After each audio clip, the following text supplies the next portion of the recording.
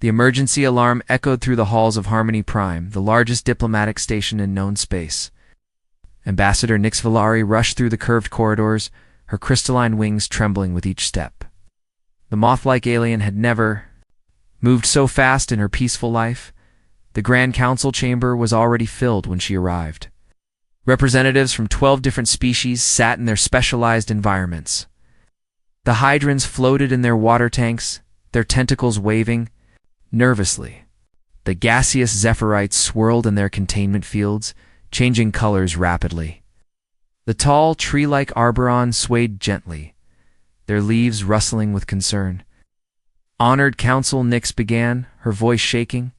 My people are dying every second.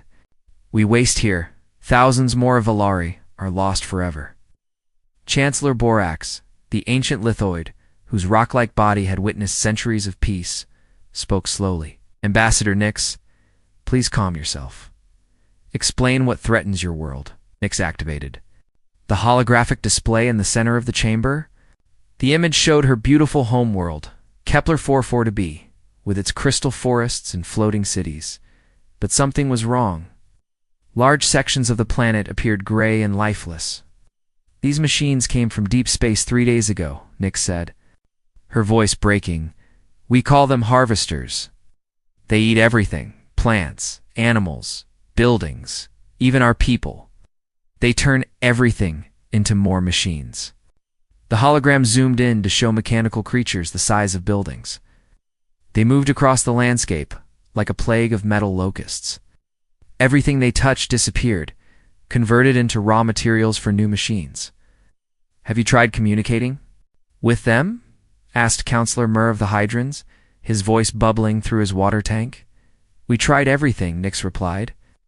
They do not answer our signals. They do not negotiate. They just consume. Our technology cannot stop them. Our weapons are designed for peaceful purposes only. The Arborean representative, Elder Willow, creaked as she leaned forward. Violence is not the answer, young one. There must be a peaceful solution. There is no time for peace. Nyx cried out, surprising herself with her sudden anger. Half my world is already gone. My family, my friends, millions of innocent Valari are being processed into raw materials. We need military help, and we need it now. The chamber fell silent. The very word military made many of the council members uncomfortable. War had been unknown in their region of space for over 1,000 years. Military intervention is forbidden under the Galactic Peace Accords, Chancellor Borax stated firmly. We are a civilized alliance of peaceful species, and my people will die as civilized beings, Nyx said bitterly. Counselor Mare's tentacles twisted thoughtfully. There is one option we have not discussed. The humans. A collective shudder ran through the chamber. Every species present had heard stories about the humans. They came from a planet called Earth, a world so dangerous that most council members could not survive there for even a few minutes. The humans called their own planet a death world and seemed proud of it. The humans are violent, Elder Willow said with distaste. They wage war as easily as we grow flowers. Perhaps that is what we need, Nyx said desperately. If peaceful methods will not work, then maybe we need someone who understands violence. Chancellor Borax was quiet for a long moment. The humans have never been formally invited to join our council. They frighten us. But they do have an embassy here on Harmony Prime. I will go to them, Nyx declared. Wait, said Director Luna Castellanos as she entered the chamber. The human ambassador was tall and lean, with short dark hair and eyes that seemed to see everything. Unlike the other species, she needed no special environment to survive. Heard the emergency broadcast? How can Earth help? Council members shifted uncomfortably. They rarely spoke directly to the human representative. Nyx quickly explained the situation again, showing the horrible images of her dying world. Director Castellanos watched silently, her face growing darker with each detail. Machine consumption. Swarms. Castellanos said grimly. We have protocols for this kind of threat. How many of your people are still alive? Maybe 4 billion, Nyx whispered. But that number drops every hour. Castellanos activated her communication device. Priority channel to Earth Defense Command. Authorization, Castellanos Alpha 7. The device crackled to life. Earth Defense Command. This is Admiral Ross. Admiral, we have a Code 7 Xenocide. Scenario. Mechanical consumer swarms attacking an allied species. Request immediate military consultation. Understood, Director. I am dispatching Commander Briggs and his team. They will arrive at your location in 6 hours. Wait, Chancellor Borax interrupted. The Council has not authorized human intervention. Director? Castellanos turned to face the Chancellor. Her smile was not friendly. Ambassador Nix requested help from Earth directly. Under interstellar law, we can respond to direct requests for aid. But the peace accords, Elder Willow protested, do not apply to species defending themselves against genocide, Castellanos finished. Earth recognizes the right of all sentient beings to survive. Nix felt hope for the first time in days. Will help us. We will do what we can, Castellanos replied. But I must warn you, human military methods are very different from what you are used to. We fight to win, not to look civilized. I do not care about looking civilized, Nix said firmly. I care about saving my people, the council chamber erupted. In debate, some members worried about setting a violent precedent. Others feared what the humans might do once they had military forces in the region. But Nix ignored them all. She followed Director Castellanos out of the chamber and down to the human embassy levels. The corridors here were different. They had thick walls and security checkpoints. Warning signs in multiple languages decorated the walls. Why do the other species fear you so much? Nix asked as they walked. Castellanos considered the question. Because we come from a world that tried to kill us every day for millions of years, we learned to fight back. Most species evolved on gentle worlds where cooperation was enough to survive. We learned that sometimes, when faced with extinction, violence is the only answer. They reached a secure communication room. Director Castellanos activated multiple screens showing Earth Defense Command headquarters. Commander Briggs is our best tactical officer, she explained. If anyone can help your people, it is him. On the screen, a tall man with gray hair and serious eyes appeared. Director Castellanos, I have reviewed the initial reports. This is a significant threat. Commander, meet Ambassador Nix Villari. Her people are under attack. Commander Briggs studied Nix carefully. Ambassador, I am sorry for your loss. We'll do everything we can to help. But I need you to understand something important. What is that? Nix asked. Human military doctrine is based on one simple principle. We fight to win completely. That means we do not stop until the enemy is entirely destroyed. Are you prepared for that level of violence? Nix thought of her family, her friends, her beautiful crystal cities being consumed by mechanical monsters. Yes, she said without hesitation. I am prepared for anything that will save my people. Commander Briggs nodded grimly. Then we are coming. Hold on, Ambassador. Help is on the way. As the transmission ended, Nix realized that her people's fate now rested in the hands of the galaxy's most feared species. She could only hope that the humans' reputation for violence would be enough to stop the machines that threatened to destroy everything she loved. The human transport ship Thunderstrike dropped out of hyperspace near Kepler 4 for 2B. Captain Rex Morrison stood on the bridge, watching the dying world through the main view screen. What had once been a beautiful planet covered in crystal forests was now a patchwork of gray devastation. My God, whispered Dr. Emma Frost, the team xenobiologist. It is worse than the reports showed. Beside her, Sergeant Dave Chen worked frantically at his scanner station. Captain, I am reading massive mechanical activity across 40% of the surface. These machines are everywhere. Morrison studied the tactical display. Red dots representing harvester units covered nearly half the planet like a spreading infection. How long until they consume everything? At their current rate, maybe 18 hours? Chen replied grimly. Corporal Maya Santos checked her weapons for the third time. The demolitions expert never felt comfortable without knowing exactly what explosives she carried. Sir, what is our mission priority? Rescue survivors and gather intelligence? Morrison answered. We need to understand how these machines work before we can figure out how to kill them. The ship shuddered as it entered the planet's atmosphere. Through the view screen, they could see the harvesters at work.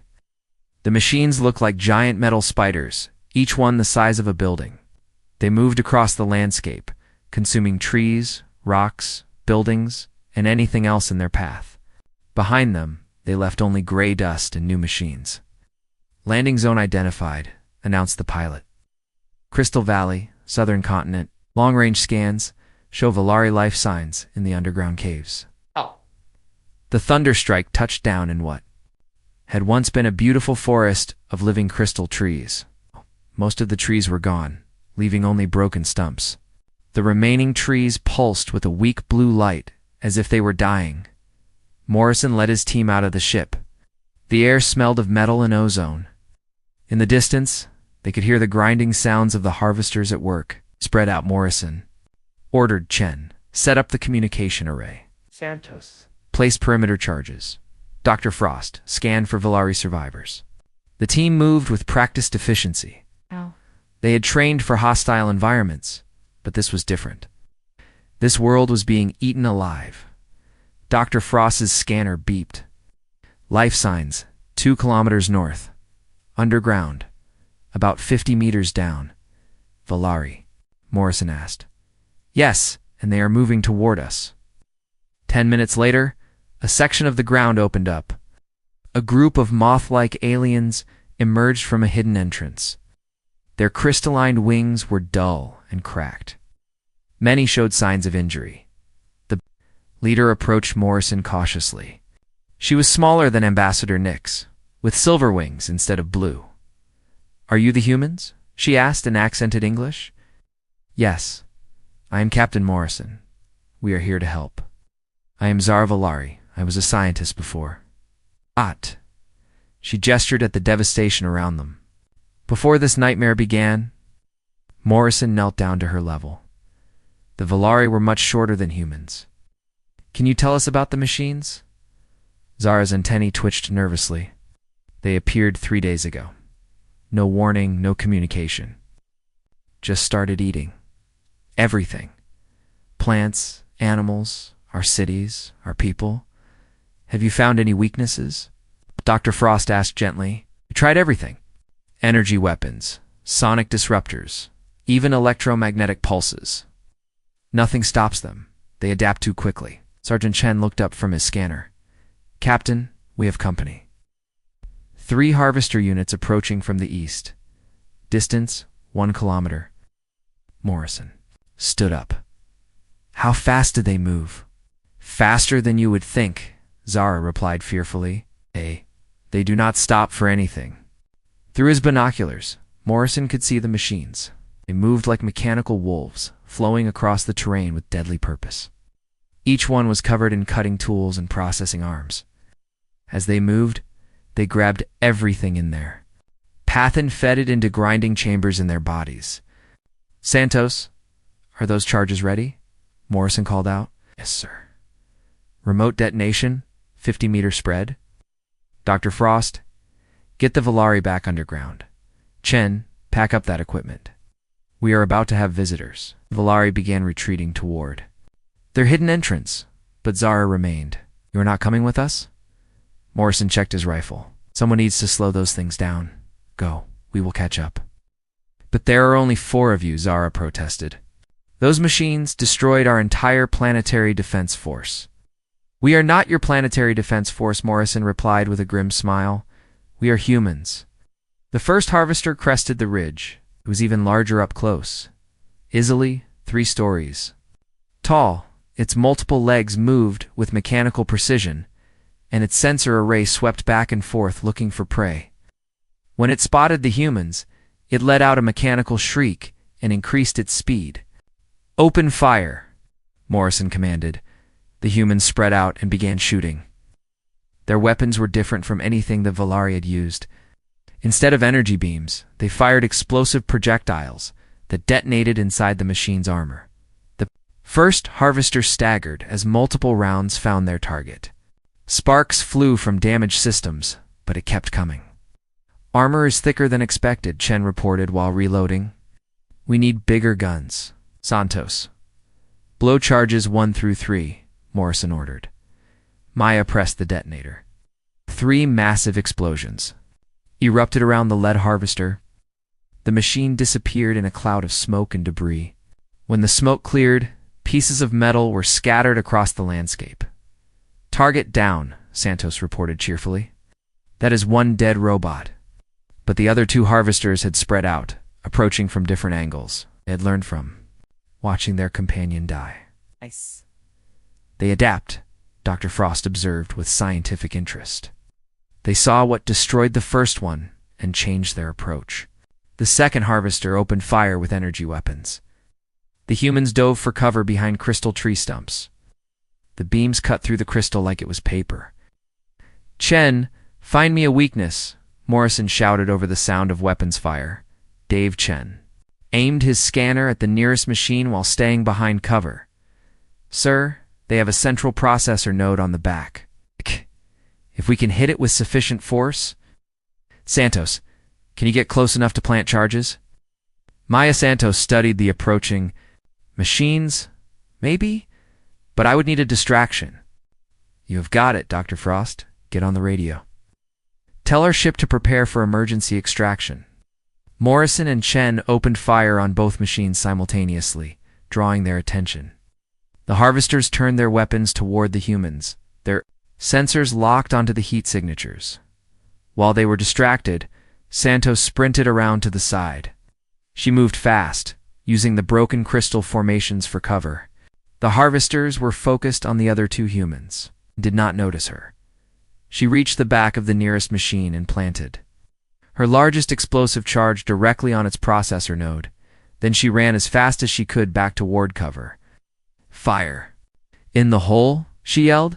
The explosion was enormous. The second harvester simply disappeared in a ball of fire and metal fragments.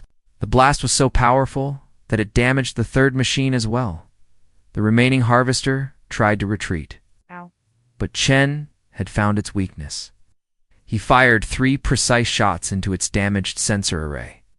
Blind and confused, the machine stumbled and fell into one of Santos's remaining charges. The silence that followed was almost deafening. Zara Valari emerged from the underground entrance, staring at the scattered remains of the 3 machines. You destroyed them. You actually destroyed them. That was the easy part, Morrison replied, reloading his weapon. Now we need to figure out how to kill a few million more of them. Our Dr. Frost was already scanning the wreckage with her equipment. Captain, these machines are incredibly sophisticated. Whoever built them was far more advanced than anything we have encountered. The question is, Chen added grimly, where did they come from, and why are they here? Above them, the sky grew darker as more harvester units approached from across the planet. The real battle was just beginning. The underground crystal caverns stretched 4 kilometers. Beneath the surface of Kepler 4 for 2b, Captain Morrison and his team had been trapped here for 2 days after their extraction ship was destroyed by harvester orbital weapons. The caves now served as a temporary human base and refugee center for 300 Valari survivors. This is not how wars are supposed to be fought, Zara Valari said. Watching Corporal Santos teach a group of young Valari how to make improvised explosives from crystal dust and mining chemicals. There is no supposed to be in war, Morrison replied, checking his ammunition count. There is only what works and what gets you killed. Dr. Frost looked up from her research station. She had been studying captured harvester parts for hours. The Valari have a point, Captain. Their entire culture is based on harmony and cooperation. This level of violence is completely foreign to them. Sergeant Chen finished setting up the communication array. Sir, I am picking up multiple signals. Looks like reinforcements are incoming. Activated the radio? This is Captain Morrison to any human forces. Please respond. Morrison, this is Lieutenant Colonel Jack Reaper. We're 3 minutes out from your position. Mark your location with flares. Be that, Colonel. Be advised, the LZ is hot. Multiple harvester patrols in the area. Santos grabbed her flare gun and headed for the cave entrance. I will light them up, sir. Zara followed Morrison toward the entrance. More humans are coming? How many? Enough, Morrison replied. Colonel Reaper does not travel light. The sound of vengeance filled the air as human drop pods screamed down from orbit. Each pod was designed to penetrate enemy defenses and deliver soldiers directly into combat zones. The Valari had never seen anything like them. The first pod crashed into the crystal forest with tremendous force, creating a small crater. The armored door blew off, and 5 heavily armed humans emerged. Their leader was a tall man with scars on his face and cold gray eyes. Morrison, Lieutenant Colonel Reaper called out as he approached the cave. Situation report. 300 Valari civilians under our protection. Harvester forces are increasing. We have identified several weaknesses in their armor, but we need heavy weapons to exploit them. Reaper nodded and signaled to his team. Sergeant Nakamura set up the heavy gun. Doc Patterson, establish a medical station. Private Williams, perimeter watch. Sergeant First Class Rita Nakamura was a small woman who carried weapons larger than herself. She began assembling a massive machine gun that fired armor-piercing rounds. Doc Patterson, the team medic, immediately went to check on injured Valari survivors. Colonel Zara approached nervously. We appreciate your help, but there are so many harvesters. How can so few humans make a difference? Reaper studied the moth-like alien carefully. Ma'am, humans have been fighting against impossible odds for our entire history. We specialize in turning hopeless situations into victories. But how? Zara asked. Your weapons are powerful, but the harvesters adapt so quickly because they think like machines, Morrison explained. They follow logical patterns. Humans do not always think logically. We improvise, we take risks, we do things that make no sense to a computer. Dr. Frost joined the conversation. I have been analyzing their behavior patterns. Harvesters prioritize efficiency above everything else. They always take the shortest path, always use the minimum energy required. And that is their weakness, Reaper added with a dangerous smile. They cannot understand human unpredictability. Sergeant Chen's radio crackled to life. Contact, contact. Multiple harvesters approaching from the north. At least 20 units. Here we go, Santa said, checking her grenade launcher. Reaper turned to Zara. Ma'am, I need you to get your people deep into the caves. This is about to get very loud. Wait, Zara said suddenly. Let me help. These are my people dying. I want to fight. Morrison looked at Reaper, who shrugged. Can you follow orders without? Question? Yes, Zara replied firmly. Then grab a rifle. Chen, show her how to use it. The harvesters appeared at the edge of the crystal forest, moving in perfect formation. They advanced in a straight line, their sensors sweeping for targets. To a machine, it was the most efficient approach.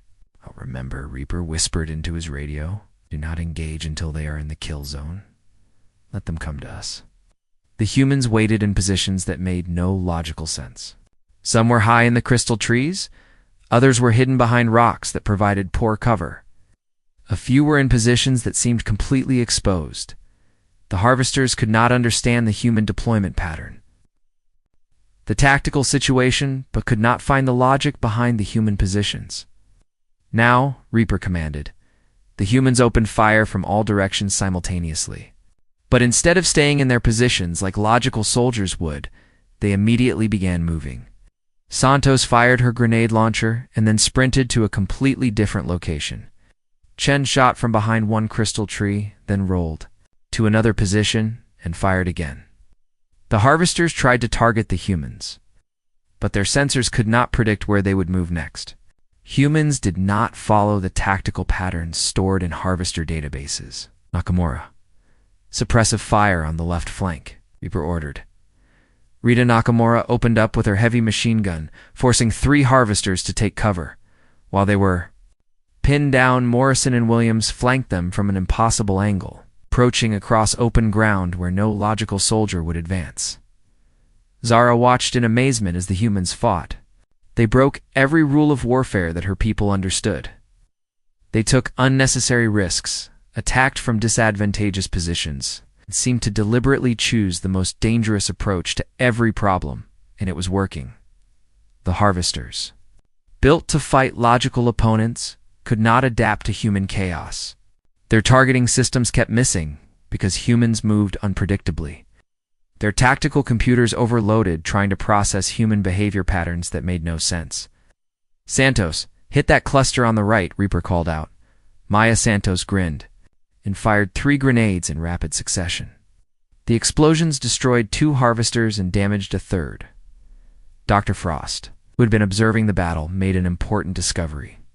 "Colonel, the harvesters are trying to retreat, but they cannot figure out how. Their programming does not include irrational human tactics." "Then let us teach them something new," Reaper replied. He signaled to his team. Instead of pursuing the retreating harvesters directly, the humans spread out in a seemingly random pattern. But there was method to their madness. They were herding the machines toward a specific location.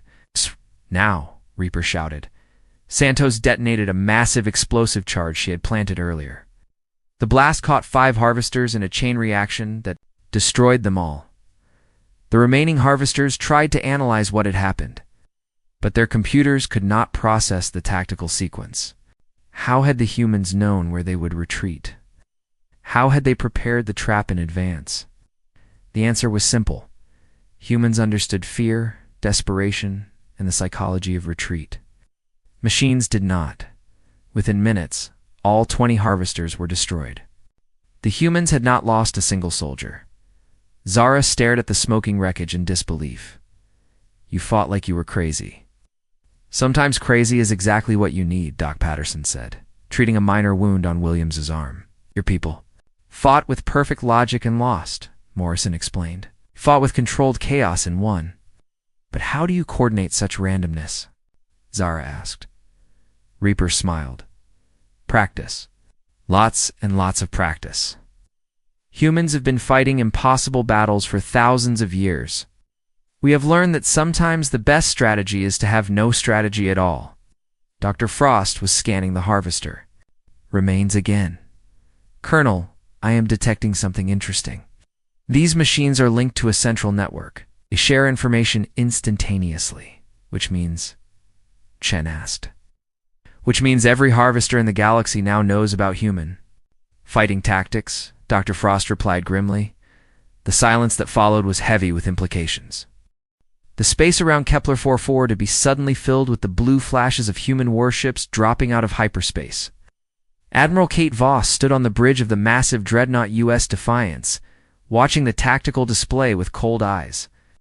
Dozens of harvester ships orbited the dying planet like mechanical vultures. "Admiral, we have visual confirmation," reported Captain Lisa Brooks from the sensor station.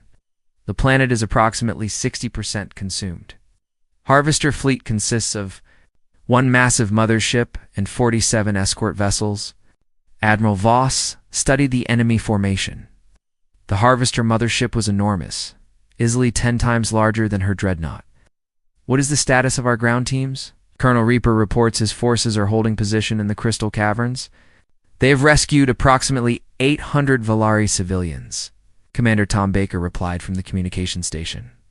"And Captain Morrison's reconnaissance team? Still operational?" "They have identified the Harvester command structure. All units appear to be controlled from the mothership." Admiral Voss nodded grimly. "Then that is our primary target." Baker signaled the fleet. "Prepare for Operation Hammerstrike." On the planet's surface, Colonel Reaper received the fleet's message. He gathered his team in the main cave chamber where Valari survivors were hiding. "People, we have new orders," Reaper announced. "Admiral Voss is launching a coordinated attack on the Harvester fleet. Our job is to hit their ground forces at exactly the same time." Zara Valari had become the unofficial leader of the survivors. She approached Reaper with concern in her large eyes. "Colonel, there are thousands of harvesters on the surface. Your small force cannot fight them all." "You do not need to fight them all," Morrison explained. "You just need to destroy their processing centers. Without those, they cannot convert raw materials into new machines." Dr. Frost had been working non-stop on her analysis of harvester technology. "I have found something important. The harvesters are not just consuming random materials. They're building something specific." "What kind of something?" Sergeant Nakamura asked while cleaning her heavy weapon. "It's a massive construction project in the southern hemisphere. The scale is incredible. It looks like they are building some kind of launcher or portal. Lieutenant Williams studied the data on Dr. Frost's scanner. Could it be a weapon? I do not think so, Dr. Frost replied. The energy patterns suggest it is designed for transportation, not destruction. In orbit, Admiral Voss was preparing her own assault. Commander Stone, are your fighters ready? Pilot Commander Alex Stone checked his flight roster. All squadrons are green, Admiral. 48 fighters ready for launch. Major Cross, what is the status of our orbital bombardment systems? Major Bella Cross consulted her targeting display. All missile batteries are loaded and locked onto harvester positions. Can provide fire support for the ground teams, but we need precise coordinates. You will have them, Admiral Voss promised. This attack requires perfect timing. If we fail, both the ground teams and the fleet will be destroyed. The Harvester mothership had detected the human fleet's arrival. Massive weapon systems began, powering up along its hull. The escort ships moved into defensive positions, creating a wall of firepower around their command vessel. Admiral, the Harvesters are moving to engage, Captain Brooks reported. They are not trying to retreat. Good. Admiral Voss replied coldly. That makes our job easier. All ships, advance in attack formation. Target their escort vessels first. The space battle began with a thunderous exchange of weapons fire. Human ships fired missiles and energy beams, while store vessels responded with streams of molten metal and focused particle beams. Explosions lit up the darkness between the ships. On the planet, Colonel Reaper watched the battle through his binoculars. That is our signal. Slantos Williams, take your teams to the Eastern Processing Center. Chen Nakamura, you are with me on the Western facility. What about the Volari? Morrison asked. They stay here where it is safe, Reaper replied. No, Zara said firmly. Some of us are coming with you. This is our world. We will not hide while you fight for us. Reaper studied the determined alien. Can you follow orders under fire? Yes. Then grab whatever weapons you can carry. But if I tell you to run, you run. Understood. The human teams moved out through the crystal caverns, emerging at different points across the devastated landscape. The Harvester processing centers were massive industrial complexes, where raw materials were converted into new machines. Morrison led his team toward the largest facility. Doc Patterson carried medical supplies, while Private Thompson hauled extra ammunition. Zara and 3 other Volari followed, armed with human weapons they barely knew how to use. In space, Commander Stone led his fighter squadron against the Harvester escort ships. Gold leader to all wings, engage at will. Remember, these things adapt fast, so do not use the same attack pattern twice. The human fighters scattered in all directions, attacking from random angles. The Harvester ships tried to track them, but human pilots flew like no computer could predict. They pulled impossible maneuvers, took crazy risks, and somehow managed to stay alive. This is Gold 3. I have a clean shot on their command ship, reported Lieutenant Davis. Negative, Gold 3, Stone replied. Stay on the escorts. We need to clear a path for the Admiral. Back on the surface, Morrison's team reached the first processing center. The facility was crawling with Harvester units, but they were all focused on their industrial tasks. They had not expected a ground assault. Santos, can you bring down that main building? Morrison asked. Maya Santos studied the structure. Give me 5 minutes and a distraction. You've got it. Chen Nakamura, light them up. The humans opened fire on the Harvester guards. The machines immediately responded, but they were not prepared for human tactics. Instead of taking cover and returning fire like logical soldiers, the humans kept moving, attacking from multiple directions simultaneously. Zara watched in amazement as Sergeant Chen fired his rifle while running across open ground. When a Harvester beam barely missed him, he dove behind a piece of machinery and immediately popped up in a different location to fire again. How does he know where to move? She asked Dr. Frost. He does not, Dr. Frost replied, while taking her own shots at the enemy. He is making it up as he goes. That is what makes it so effective. Meanwhile, Santos had reached the main building. She planted her largest explosive charges on the support columns while her teammates kept the Harvesters busy. The facility was huge, but she knew exactly where to hit it. In orbit, Admiral Voss saw her opening. The human fighters had destroyed enough escort ships to create a gap in the Harvester defenses. Major Cross, I need a firing solution on that. Mothership, she ordered. Targeting their command section now, Admiral. All batteries ready to fire. Fire. The UES Defiance unleashed its full arsenal. Massive missiles streaked across space, while energy cannons carved through the Harvester. Mothership's armor. Other human ships joined the bombardment, focusing their firepower on the massive enemy vessel. On the ground, Santos completed her work. Charges set, everyone get clear. The humans and Valari ran as fast as they could from the processing center. Behind them, the facility exploded in a chain reaction that could be seen from orbit. Harvester units across the area suddenly stopped moving, their connection to the command network severed. Processing Center 1 is down, Morrison reported. To Colonel Reaper, copy that. We are moving on Center 2 now. The battle continued to rage both in space and on the surface. Human forces fought with desperate courage, while Harvester machines tried to adapt to tactics they could not understand. The fate of an entire species hung in the balance as two very different approaches to warfare collided in the most violent confrontation the galaxy had ever seen. General Marcus Steele stepped out of his command shuttle onto the devastated surface of Kepler 44 to be the most decorated military leader in human history, had come personally to oversee the final battle against the Harvesters. Behind him, a full battalion of Earth's elite forces deployed across the crystal wasteland. Colonel Reaper, report, Steele commanded as he approached the cave entrance. Sir, we have destroyed 6 processing centers, but the Harvesters are adapting faster than expected. They have begun coordinating their attacks in ways we have never seen before. Dr. Frost emerged from the caves, her face pale with exhaustion and fear. General, I have made a terrible discovery. The Harvesters are not just mindless machines.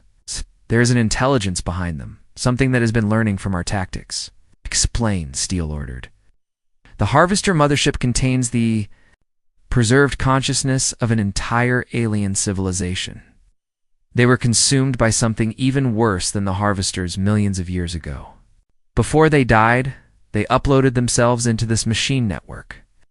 Zara Valari approached the group, her crystalline wings trembling. You mean there are actual beings controlling these machines? Yes, Dr. Frost replied grimly. And they are terrified? They have been running from something across the galaxy, consuming worlds to build a fleet large enough to escape to another galaxy entirely. General Steele processed this information quickly. What are they running from? Do not know, but whatever it is, it destroyed their entire civilization. They see organic life as nothing more than fuel for their escape. In space, Admiral Voss was fighting a losing battle. The Harvester mothership had deployed new weapons that her fleet could not match. Human ships were being destroyed faster than they could be replaced. Admiral, we have lost the cruiser Valor, Captain Brooks reported. The destroyers Phoenix and Tornado are heavily damaged. How many escort ships are left? Admiral Voss asked. 12, but they are adapting to our fighter tactics. Our pilots are taking heavy casualties. Commander Stone's voice crackled over the radio. Admiral, we need a new approach. These machines are learning from every attack we make. On the planet's surface, General Steele was coordinating with forces across 17 different worlds. Harvesters had launched simultaneous attacks on multiple species, stretching human forces to their limit. This is Steele to all commanders. We need to change our strategy. The enemy is adapting to our individual tactics. It is time to try something they cannot predict. Colonel Reaper looked confused. Sir, what could be more unpredictable than human tactics? Alien tactics, Steele replied with a grim smile. He activated his communication system, sending a message to every non-human species in the region. This is General Steele of Earth Defense Command. We are requesting immediate military assistance. From all allied species, the response was immediate. Chancellor Borax of the Lithoids spoke first. General, our species has no military technology. We are a peaceful people, and it is time to learn, Steele replied firmly. The harvesters will not stop with the Valari. They will consume every world in this galaxy. Elder Willow of the Arboron hesitated before responding. What would you have us do? We do not know how to fight. You do not need to know how to fight like humans, Dr. Frost interjected. You need to fight like yourselves. Use your natural abilities in ways the harvesters cannot predict. Within hours, the most unlikely military alliance in galactic history began to form. The aquatic hydrants discovered they could flood harvester facilities, short-circuiting their electronics. The gaseous Zephyrite learned to create atmospheric weapons that disrupted harvester sensors. The plant-like Arboron deployed biological warfare, releasing spores that clogged harvester machinery back on Kepler-4 for 2B. Acton. Morrison was leading a desperate assault on the main harvester command center. His team had been joined by Valari, engineers who understood the planet's crystal network better than any human. The command center is drawing power from the planetary crystal grid, Zara explained as they approached the massive structure. If we can overload the grid, we might be able to shut down all harvester operations on the planet. How do we overload it? Morrison asked. By feeding it a logic virus, Dr. Frost said, holding up a small device. I have been working on this. With the Valari scientists, it uses human creativity combined with Valari computational power. Sergeant Chen studied the imposing harvester fortress ahead of them. Getting close enough to upload that virus is going to be interesting. That is where we come in, said Ambassador Nix Valari, who had arrived with reinforcements from the Galactic Council. My people know every tunnel and passage in these crystal formations. The final assault began with a coordinated attack from all directions. Human forces provided heavy firepower while Valari teams used their knowledge of the planet to approach from unexpected angles. Above them, space battle raged as Admiral Voss's fleet fought desperately to keep the harvester mothership from escaping. Morrison's team fought their way through waves of harvester defenders. The machines had learned human tactics, but they had not expected to face humans working alongside aliens who thought completely differently. Nix, can you get us to the main computer core? Morrison shouted over the sound of weapons fire. Follow me, the Valari ambassador replied, leading them through a passage that ran directly through the crystal formations supporting the command center. Dr. Frost clutched her virus device tightly as they moved through the tunnels. This has to work. If the harvesters escape, they will consume every world they can find to build an even larger fleet. They reached the computer core just as harvester reinforcements arrived. The battle was fierce, with humans and Valari fighting side by side against machines that had once seemed unstoppable. Cover me, Dr. Frost called out as she ran toward the central computer. Harvester beams cut through the air around her, but she reached the interface and began uploading the virus. Upload at 50%, she reported. A massive harvester unit burst through the wall, its weapons aimed directly at Dr. Frost. But before it could fire, Nix Valari threw herself in front of the beam. The energy blast struck her crystalline wings, shattering them like glass. Nix, Zara cried out, rushing to help her cousin.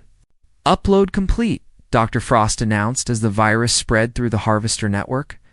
The effect was immediate. Across the planet, harvester units began shutting down as the virus corrupted their programming.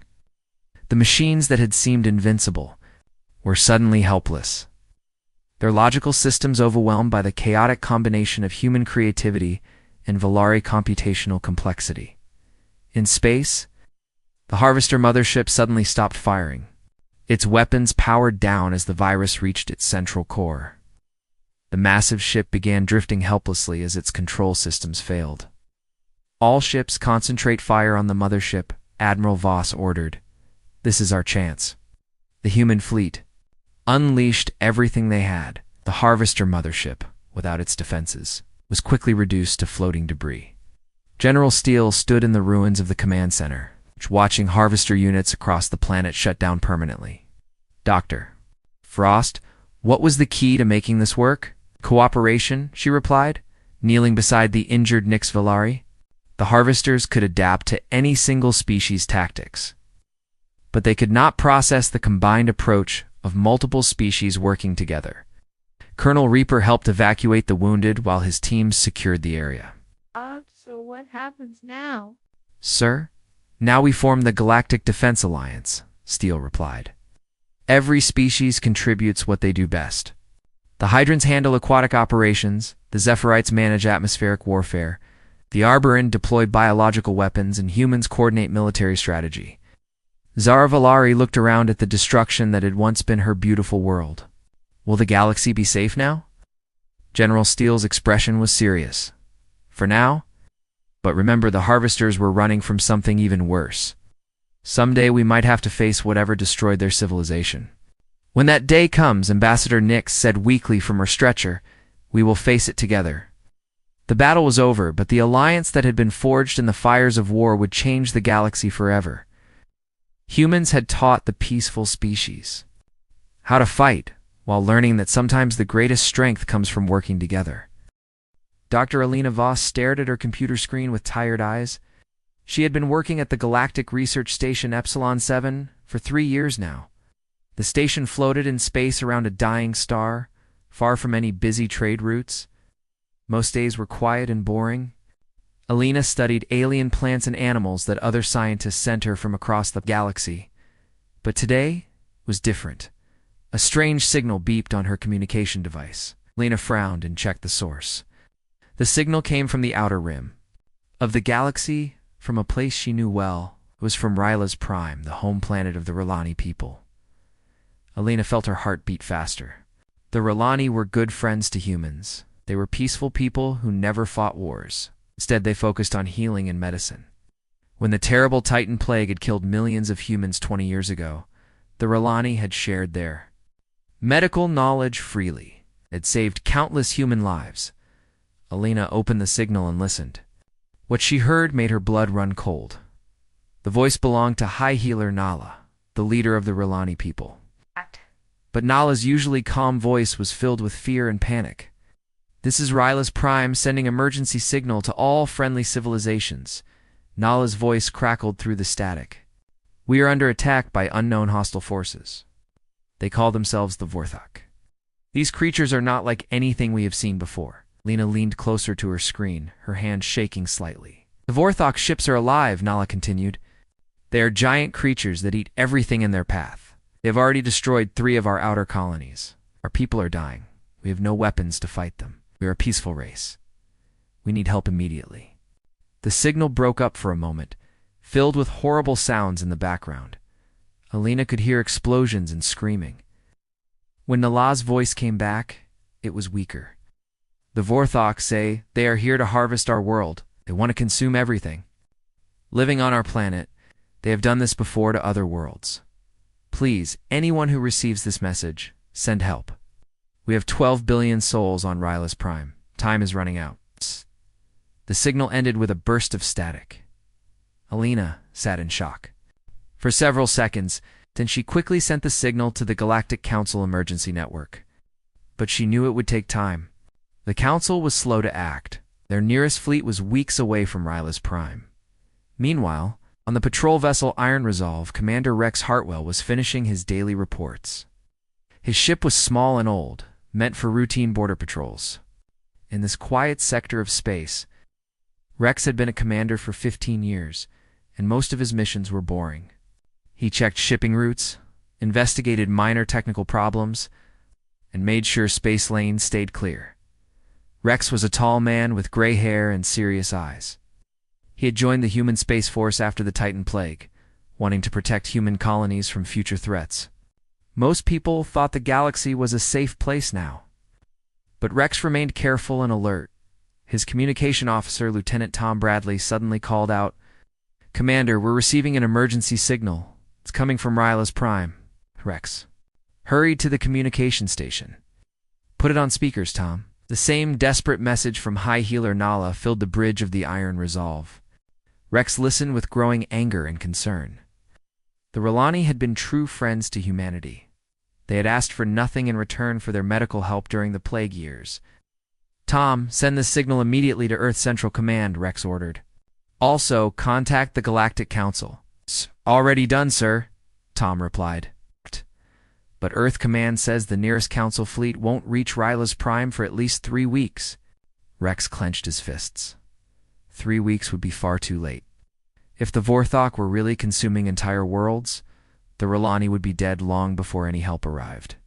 "Sir," called out scanner operator Linda Park from her station, detecting massive energy signatures near Ryla's Prime. "Whatever is happening there, it's big."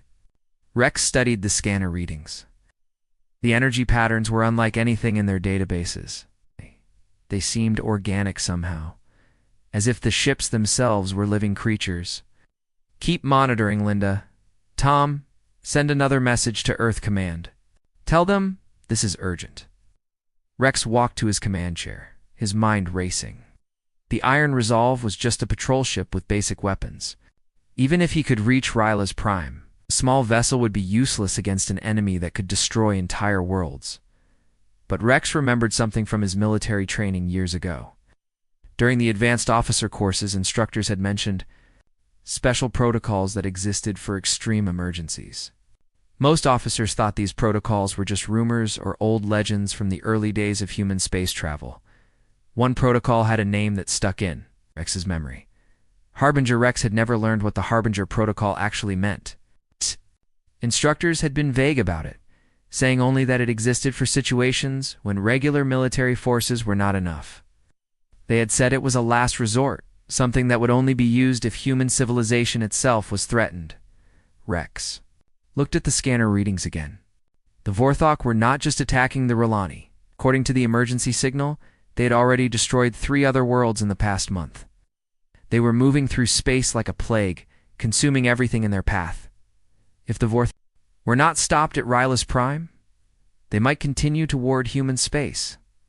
Rex realized this could be exactly the kind of threat the Harbinger protocol was designed for. Rex made his decision. "I need you to send a special message to Earth Central Command. Use emergency encryption level 9. Tom looked surprised. Level 9 encryption was rarely used, reserved for the most sensitive military communications. "What's the message, sir?" Rex took a deep breath. He hoped he was making the right choice. "Send one word only, Harbinger." Tom's fingers hesitated over his keyboard. "Just that one word, sir." "Yes. Send it now." Tom typed the message and sent it toward Earth. The transmission would take several hours to reach human home space. But Rex felt he had done something important. As the Iron Resolve continued its patrol route, Rex kept thinking about the R'hllani and their desperate situation. He wondered if his message would make any difference. He wondered what the Harbinger protocol really meant, deep in space.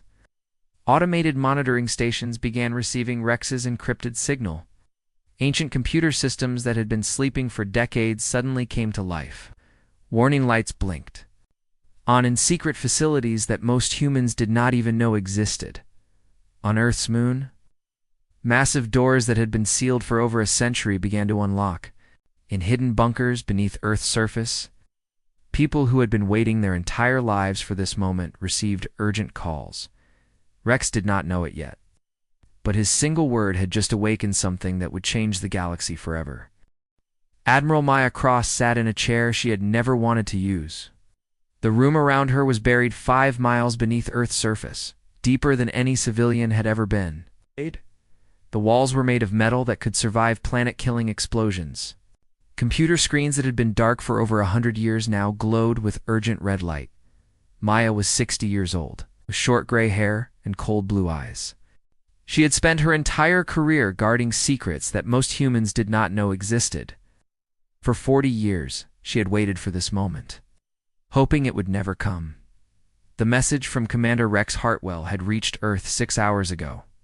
One word: Harbinger. That single word had activated systems across human space that most people thought were just myths. "Status report," Maya said to the technicians working around her. "All deep storage facilities are responding, Admiral," replied Technical. Officer David Kim. "Luna Base confirms activation. The shipyards are opening as planned." Maya nodded and looked at the main screen. It showed Earth's moon, but not the moon that regular people saw. This view revealed massive doors opening on the dark side of Luna. Doors that had been hidden for generations. Inside those underground hangars, ships were waking up. These were not the patrol vessels and transport ships that the galaxy knew about. These were weapons of war, built with technology that Earth officially did not possess. The largest ship was called Nemesis, a dreadnought so powerful it could destroy entire fleets by itself. How long until the fleet is ready? Maya asked. 12 hours for basic deployment, Admiral. Full operational status in 18 hours. Maya turned to another screen that showed activity across human space. On dozens of worlds, Special Forces units were receiving activation orders. These soldiers had trained their entire lives for this moment. They knew how to fight enemies that regular armies could not handle on the agricultural world of New Montana. Colonel Jake Morrison was working in his fields when his communication device buzzed. Jake looked like a simple farmer, but that was just his cover. He was actually the commander of the Terran Shock Division, humanity's most elite fighting force. Jake read the message on his device. Harbinger protocol active. Port for immediate deployment. Jake had been expecting this message for 25 years. He walked to his barn and pressed his hand against what looked like an old wooden wall. The wall scanned his fingerprints and opened, revealing an elevator that went deep. Underground, in the hidden base below his farm, Jake found his soldiers already preparing for war. These men and women looked normal, but they had been changed by secret human science. Their bones were stronger than steel. Their blood could fight off any poison. Their minds could process information faster than most computers. Listen up, Jake told his troops. The galaxy is about to learn what humans really are. We have 18 hours to reach the staging area. Jake's soldiers moved with perfect coordination. They loaded weapons that could cut through any armor, vehicles that could survive in any environment, and equipment that most alien species would call impossible. Meanwhile, on the Centauri trade station, Dr. Lisa Park was finishing her work as a cultural attaché. For 5 years, she had pretended to study alien art and history. In reality, she was one of humanity's top intelligence agents. Gathering information about potential threats to human space, Lisa received her activation message. While having dinner with a group of alien diplomats, she excused herself politely and went to her quarters. There, she opened a hidden compartment and took out equipment that revealed her true purpose. Lisa began sending encrypted messages to other human agents across the galaxy. Within hours, humans who had been living secret lives for decades began moving into action. They worked as traders, scientists, diplomats, and even entertainers on alien worlds. Now they would gather intelligence about the Vorthok threat. Back on Earth, Admiral Maya walked through corridors that few humans had ever seen. She passed laboratories where scientists worked on projects that officially did not exist. Lab researchers were building weapons that could adapt to any enemy. In another, they were growing armor that could heal itself during battle. Admiral called Dr. Robert Chen, the head of the weapons development program. We've finished analyzing the data from Commander Hartwell's encounter. The Vorthok bioships are more dangerous than we expected. Maya stopped to listen. How dangerous? They're living creatures the size of cities. Their hulls can repair damage in minutes. Their weapons use concentrated acid that can eat through most known materials. But we think we can hurt them. Dr. Chen showed Maya a new type of ammunition. On his computer screen, these rounds are designed to target biological weak points. If the Vorthok ships are alive, they have organs that keep them functioning. Destroy those organs, and the ships die. Maya studied the weapon designs. Humanity had been preparing for this kind of war for over a century, ever since the first contact with hostile aliens in the early days of space travel. Most people thought those early conflicts were just accidents or misunderstandings. Did not know about the crashed alien ships that human scientists had studied in secret. How many ships will be ready for the first wave? Maya asked her command staff. 50 major combat vessels, Admiral. 200 support ships. And the Nemesis. Maya felt a cold satisfaction. The galaxy thought humans were a young, peaceful species who had only recently learned to travel between stars. They were wrong. Humans had been building the most advanced fleet in galactic history, while pretending to be harmless farmers and traders in the Luna shipyards. Massive machines were putting final touches on warships that defied known science. The ships could become invisible to most sensors. Their weapons could punch through any shield. Their engines could travel faster than any alien vessel. The largest hangar contained the Nemesis itself. The ship was 2 miles long and armed with weapons that could crack planets. Its hull was made from materials that human scientists had created by combining alien technology with Earth's most advanced research. "Begin crew loading," Maya ordered. "All personnel to battle stations." Across the hidden facilities, soldiers and officers who had trained for this moment their entire lives began boarding ships. These were not the regular Space Force crews that other species knew about. These were warriors who understood that sometimes peace could only be protected by superior firepower. Maya returned to her command center and looked at the tactical displays. The Vorthok were still attacking Ryla's Prime. The peaceful R'Lani were dying while the Galactic Council debated what to do. But help was coming, and it would arrive in a form that would shock every species in the galaxy. "Send a message to all fleet commanders," Maya ordered. "Tell them we launch in 6 hours, and send a priority signal to the R'Lani homeworld. Tell them to hold on just a little longer." Ow. Maya sat back in her chair and watched the preparations continue. For over 100 years, humanity had been getting ready for this day. Now the galaxy would learn that Earth was not just another peaceful world, it was a fortress, and its defenders were about to show their true strength. Captain Torres stood on the bridge of the stealth destroyer Ghost Runner, watching his screens with calm focus. His ship was hidden at the edge of the Sol system, invisible to most sensors.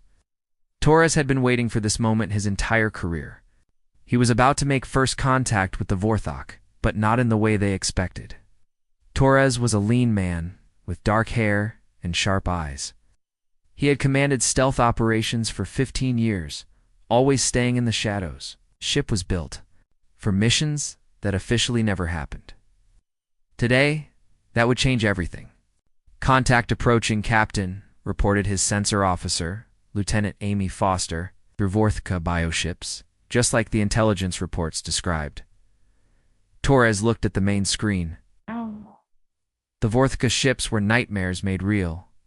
Each one was the size of a small city, but they were alive. Their hulls pulsed like giant hearts. Tentacles longer than skyscrapers waved around their bodies. Acidic weapons grew from their skin like deadly flowers. "They're scanning our system," Amy said, "looking for military installations." Torres smiled coldly. The Vorthok would find nothing. Earth's real defenses were hidden too well. These creatures thought they were dealing with a primitive species that had just learned space travel. "Distance to targets?" Torres asked. 2 million kilometers. "In closing," replied Navigation Officer Ben Walsh. "Perfect. Arm all weapons systems. Prepare to decloak." Inside the largest Vorthok bioship, the Queen Mind that controlled the scout fleet felt confident. Her name was Destroyer of Worlds, and she had consumed over 50 civilizations in her long life. These humans seemed weak, just like all the other prey species. The Queen Mind's thoughts flowed through nerve networks that connected her to every part of her living ship. She could feel the acidic weapons charging, ready to melt any resistance. Her bioship's stomach was already preparing to digest whatever organic matter they found on the human worlds. "Weak signals from the third planet," reported one of her mind-linked servants. "Population centers detected. No significant military response." Destroyer of Worlds felt hungry satisfaction. Another easy harvest. The humans would join the billions of other consciousness that she had absorbed over the centuries. Their knowledge and memories would become part of her growing mental collection. "Begin approach to the third planet," she commanded. "Prepare harvesting forms for deployment." But as the Vorthok fleet moved deeper into the system, something unexpected happened. "Unknown contact decloaking," Amy Foster announced on the Ghost Runner. "The lead bioship is altering course toward us." Torres nodded. "They've detected us." "Good.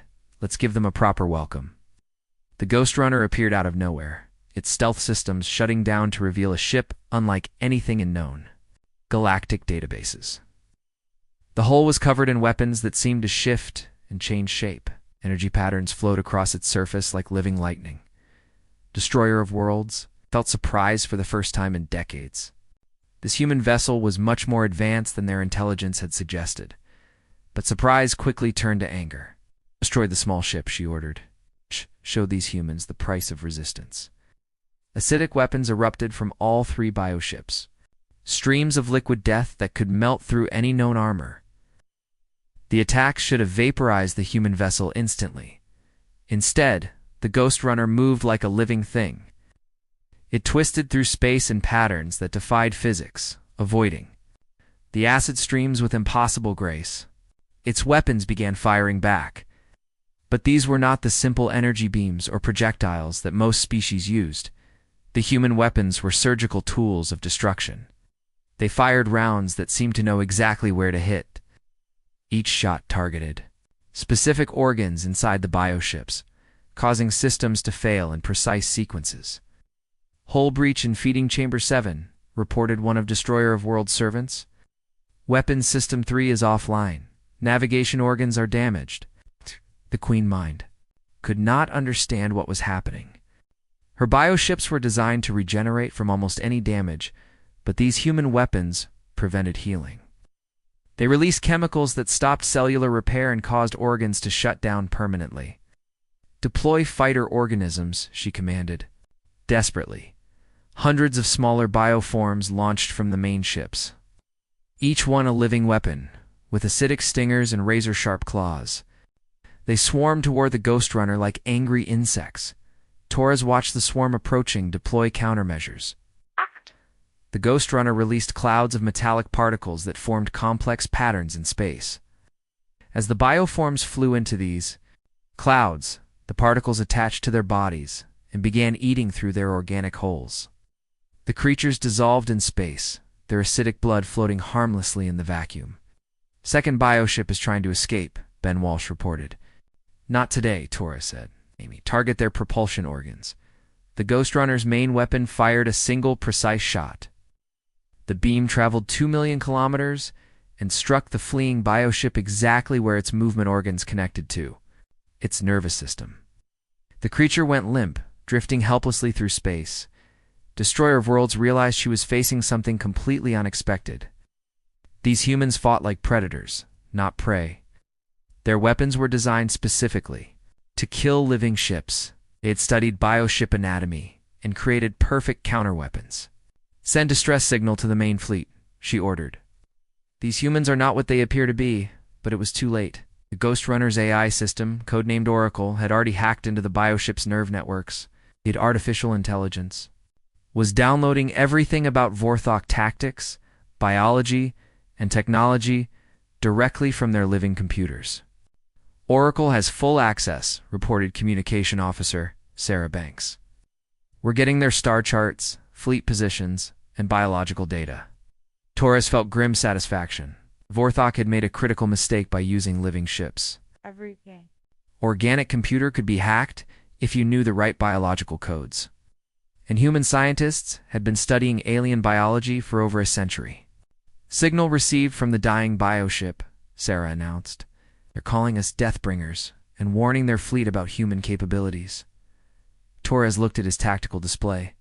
2 bioships were dead, leaking acidic blood into space. The third was crippled and helpless. The entire engagement had lasted less than 10 minutes. Meanwhile, on Ryla's Prime, the siege was getting worse. High Healer Nala led her people deeper into underground shelters as Vorthok bioforms landed on the surface. The peaceful R'Lani had no weapons. It's only their healing knowledge and hope that help would arrive. The Vorthok harvester creatures moved across the planet's surface like a living plague. They consumed forests, cities, and even the soil itself, converting everything into biological fuel for their fleet. Billions of R'Lani huddled in shelters, listening to the sounds of their world being eaten alive. But in deep space, Oracle finished downloading the Vorthok data and began analyzing it. What the AI discovered was terrifying. The Vorthok were not just another hostile species. They were part of something much larger and more dangerous.